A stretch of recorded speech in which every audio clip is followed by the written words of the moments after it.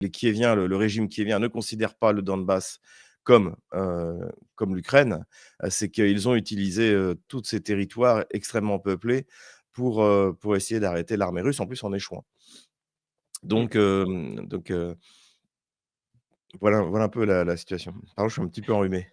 Oui, oui, c'est un peu congestionné, mais ça va passer. Un peu de vitamine C, ça va aller, tout va se remettre en ordre. Alors, Xavier Moreau, de même, toujours sur cette presse occidentale, tout particulièrement française, non seulement donc on s'inquiète d'une offensive de printemps, on dénonce la stratégie américaine de main tendue vis-à-vis de la Russie.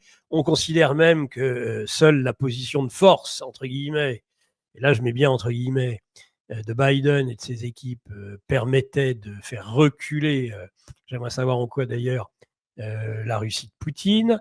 Et on nous dit, mais de toute façon, il n'y aura pas de paix avant longtemps, ni même de cessez-le-feu, puisque Poutine gagne du temps et cherche à pousser son avantage parce qu'il est persuadé que cette guerre, il va la gagner. Est-ce que vous pouvez nous donner, vous, votre analyse sur les négociations de paix, spécifiques cette fois-ci uniquement à l'Ukraine, entre les États-Unis et la Russie? Alors, la Russie va la gagner, j'ai même écrit un bouquin dont c'est le Ça, titre. ça c'est sûr. Donc ça Là-dessus. n'importe qui avait un peu de connaissance de l'économie russe et de l'armée russe, et des économies de l'OTAN et des armées de l'OTAN, pouvait le déduire. Donc ça, c'est sûr que la Russie va gagner. Ce qu'espèrent toujours les occidentaux, d'où leur narratif, c'est que l'Ukraine va perdre, mais sur une durée la plus longue possible. Ce qui permettrait à terme d'épuiser l'économie russe et de provoquer son effondrement, qui n'a pas été obtenu en 6 mois, mais on se dit qu'après tout, ça pourrait bien arriver un jour. C'est ça, en fait, l'espoir.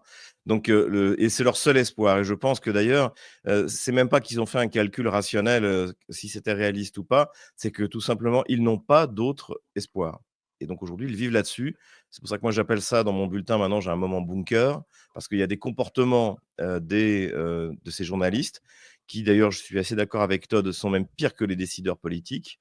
De ces journalistes belliqueux, il y a un comportement qui est de refus du réel et de toute manière de mépris absolu de ce qui peut arriver à l'Ukraine, aux Ukrainiens. Parce qu'en fait, chaque mois de guerre en plus, c'est des territoires ukrainiens qui risquent d'être pris en plus par la Russie, et c'est des dizaines de milliers de morts ukrainiens, et malheureusement un peu russes aussi. Enfin, je dirais malheureusement même dans les deux camps, parce que quoi qu'il arrive, c'est une guerre civile. C'est un pays qui est détruit aujourd'hui. On ne sait pas si l'Ukraine va survivre, parce une bonne partie de la population a quitté le pays.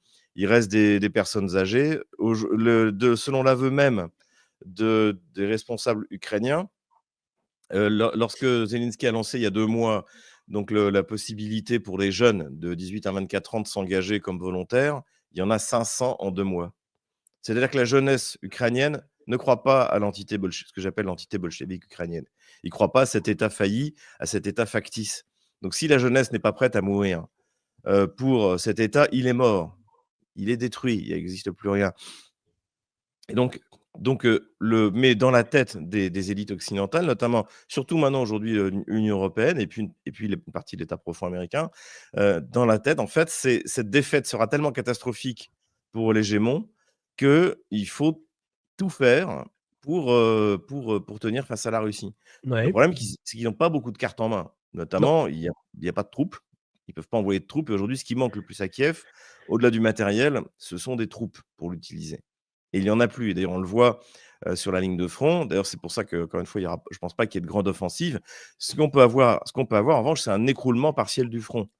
Parce que les Russes jouent très bien, comme ils ont joué très bien depuis novembre 2023.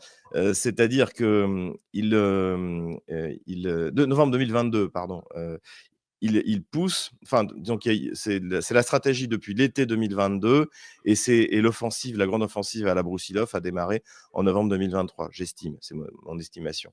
Et donc en fait, ils poussent sur la totalité du front, et ce qui fait que Kiev est obligé d'envoyer tantôt ces réserves-là. Quand les réserves sont envoyées là, ils attaquent ailleurs, et donc en fait, ils rendent les réserves ukrainiennes folles en les envoyant dans tous les sens. Sachant qu'en plus, Encore une fois, ils ont un système de renseignement, notamment humain, à l'intérieur du territoire ukrainien, extrêmement bien fait, puisqu'une partie de la population les attend comme une armée libératrice. Donc, ça, c'est ça qui va se passer.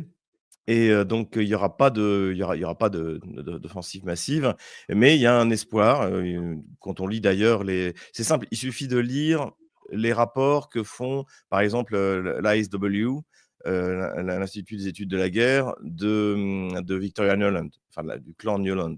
On voit exactement le narratif qu'ils veulent faire passer dans la presse.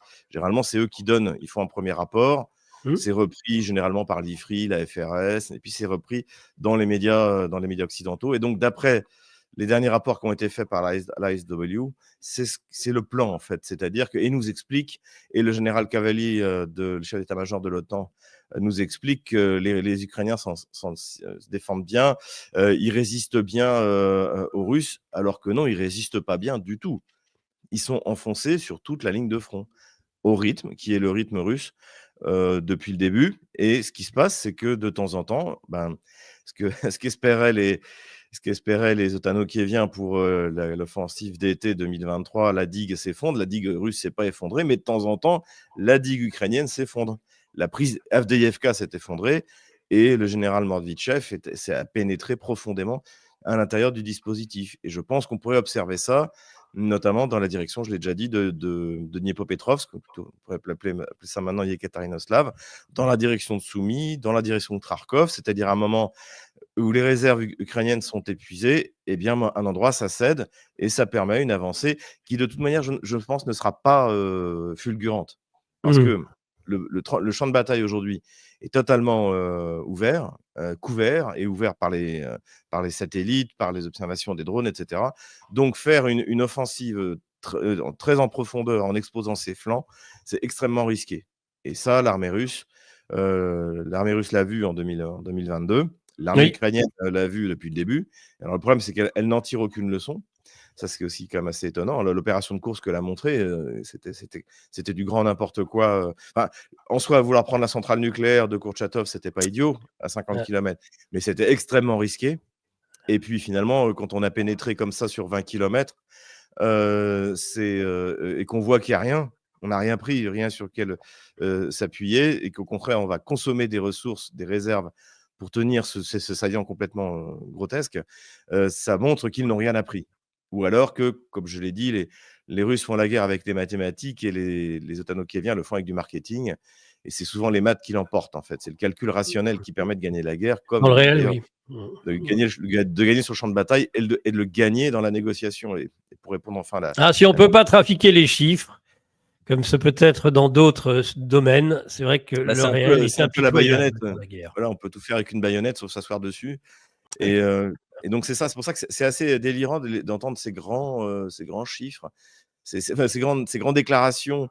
L'Ukraine ne peut pas, la Russie ne peut pas gagner, la Russie doit se retirer des territoires. Imaginez qu'on ait dit ça, je sais pas, en 1871 aux Allemands.